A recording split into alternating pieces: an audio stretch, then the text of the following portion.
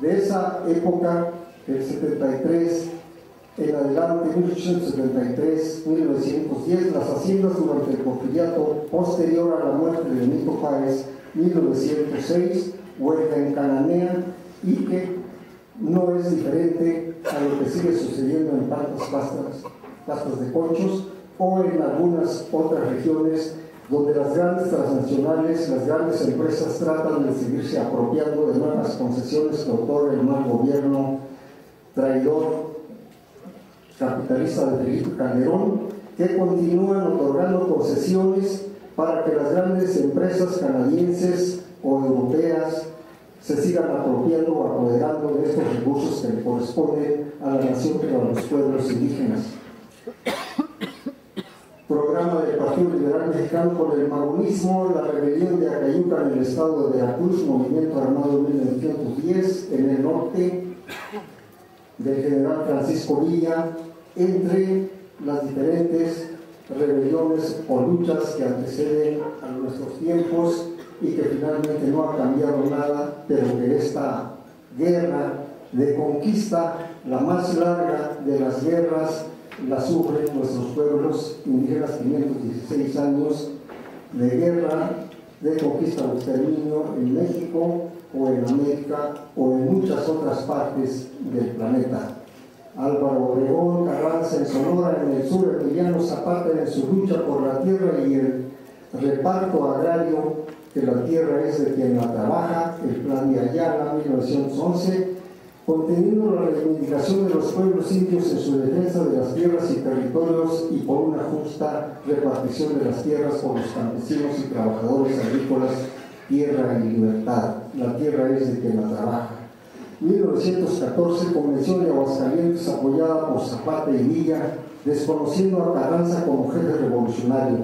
En 1917, Congreso Constituyente en la ciudad de Querétaro, dando paso a una nueva Carta Magna, la Constitución de México, y sobre todo el proyecto de nación como espina dorsal el 27 constitucional.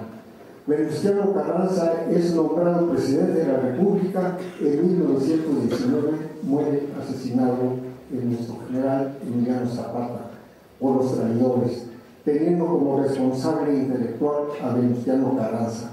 La lucha por el poder de los 20 hacia los 40, una serie de asesinatos de Venustiano Carranza, incluido Plutarco Elías Calles. Álvaro Obregón asume la presidencia. 26, llegada al poder de Plutarco Elías Calles. 1928, el asesinato de Álvaro Obregón en plena campaña política, asesinato que es atribuido a Plutarco Elías Calles. 29, Plutarco Elías Calles funda el Partido Nacional Revolucionario y se asume como jefe máximo de la revolución. 1936, otra etapa. 1940, es presidente de la República el general Lázaro Cárdenas del Río. Se instaura el periodo sexenista de la presidencia, se promueve el reparto agrario y se fortalece el corporativismo obrero y campesino, expropiación petrolera, reparto agrario, fundación de un nuevo nacionalismo revolucionario apoyando al exilio español. Esta parte del reparto agrario queremos señalar que teóricamente se pudo entender así para quienes así lo quieren entender, pero en la realidad jamás se hizo el reparto agrario, o por lo menos en la cuestión indígena, o por lo menos en la cuestión de los pueblos indígenas, naciones o tribus. Lo que se hizo es que se sembraron los ejidos en los territorios de los pueblos indígenas, naciones indígenas, tribus indígenas. Se sembraron los ejidos y no se reconocieron los derechos que plasmaba el artículo 27 constitucional del constituyente de 1917. Pequeños propietarios también camuflajeados, de pequeños propietarios que eran latifundistas o eran mexicanos, finalmente solicitantes de tierras, y que los constituyeron en legislatarios en los territorios de los pueblos indígenas. Así pasó en el noroeste, en Baja California, todo el Valle de Mexicali, y en la península a los hermanos Quiligua, a los hermanos Cucapá, o Cumiay, o Paipai, o Cochiní, que los desaparecieron, a los Pericú, a los Pericura, que ya también no existen.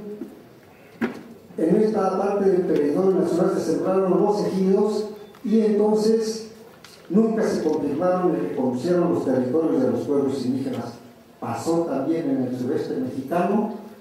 La forma de reconocer la tierra, y esto ya fue después entre los 70, por ejemplo, se emiten las resoluciones presidenciales, pero de dotación, cuando debían de reconocerse y titularse los territorios de los pueblos indígenas del sureste, como son los hermanos Certales, Tzotziles, Tojolabales, Chol, Pam o Soque, y bueno, estos jamás los territorios de estos pueblos indígenas jamás se reconocieron.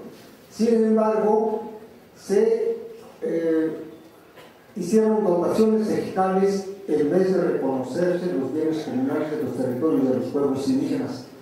Pero muy extrañamente, después de los 40, y eso pasó en todo el país, en los 60, los 70, se vienen grandes movimientos sociales ya estudiantiles, de obreros, de ferrocarrileros, de trabajadores, de campesinos, de indígenas, de estudiantes en el país, y se viene la gran represión de los 60, de los 70, ya estando el genocida Luis Echeverría, el traidor asesino Luis Echeverría, y entonces, curiosamente, en la selva lacandona, Pepe Chamorro estaba solicitando el reconocimiento de 10,000 hectáreas de sus bienes comunales. Decíamos curiosamente o extrañamente, Luis Echeverría reconoce más de 630,000 hectáreas a favor de los lacandones, pero no reconoce los derechos territoriales de los hermanos Tzotziles, Certales, Tojolabales, Choles y otros pueblos indígenas de esta región.